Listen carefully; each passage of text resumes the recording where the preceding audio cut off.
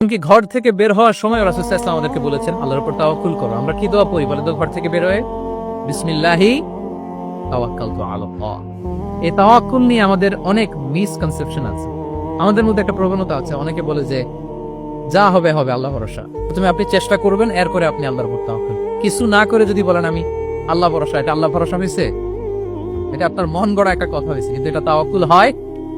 আমাদের অনেকে অলসতা, অকর্মণ্যতা, অপারগতা, হীনমন্যতা এগুলোর তাওয়াক্কুল বানায় ফেলেছে।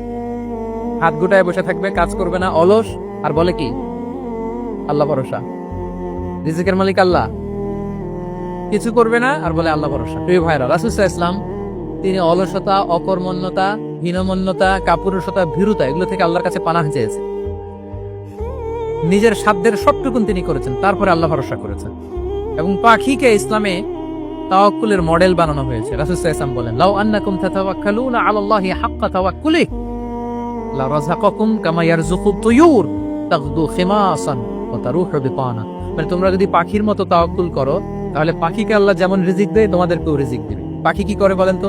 প্রতিদিন সকালবেলায় ওর ঘরের ভিতরে বসে বলে যে আল্লাহ ভরসা বলে, বরঞ্চ কি করে সে সকাল সকাল কিচির মিচির রবে দিক দিগন্ত মাতিয়ে সে বের হয়ে যায়, সারাদিন ঘুরতে থাকে। তাহলে খালি পেটে সকালবেলায় পাখিগুলো বের হয়ে যায়, আকাশে বাতাসে ছুটে বেড়ায়, আর বিকেল বেলায় ওদর ফুর্তি করে প্রতিটা পাখিকে তার নিড়ে ফিরিয়ে দেয় কে? মুসা আলাইহিস সালামের ঘটনা জানেন। উনি যখন বনী ইসরায়েলকে নিয়ে লোহিত সাগরের সামনে আসলেন, ফেরাউন তার সৈন্য নিয়ে ধাওয়া করলো, আল্লাহ তাআলা সাথে সাথে কি রাস্তা বানাই দিলেন নাকি? সাগরের মাঝখানে না। আল্লাহ বললেন আনিদ্রিব বিআসাকাল বাহা, লাঠি দিয়ে একটা বাড়ি মারো সাগরে। মুসা আলাইহিস সালাম বাড়ি না মারলে তো আল্লাহ রাস্তা বানাতে পারতেন না, না পারতেন না? পারতেন, কিন্তু এটা তাওয়াক্কুলের মেকানিজম নয়। ওনাকে বলেছেন বাড়ি মারো, উনি লাঠি দিয়ে বাড়ি মারলেন, বিশাল রাস্তা হয়ে গেল। মারিয়াম আলাইহিস সালাম যখন ঈসা আলাইহিস সালামকে ডেলিভারি করলেন, ক্লান্ত, শ্রান্ত, ক্ষুধার্ত, কি খাবেন? আল্লাহ তাআলা বললেন ওয়াহুজ্জি ইলাইকি বিজিযইন নাখলাতি তুসাকিত আলাইকা রুতাবান জানিয়া। মানে মারিয়াম, একটু কষ্ট করে উঁচু হয়ে পাশে একটা খেজুর গাছ আছে, ওটা ডাল ধরে টান দাও, কষ্ট সে পাকা খেজুর পড়বে নিচে, ওটা খাও। উনি টান না দিলে আল্লাহ এমনি অটোমেটিক্যালি পাঠাতে পারতেন না খেজুর? আল্লাহ পাঠাতেন। তাহলে এই পৃথিবীর সিস্টেম হচ্ছে আপনাকে কষ্ট করতে হবে, আপনার রোলটা আপনাকে প্লে করতে হবে।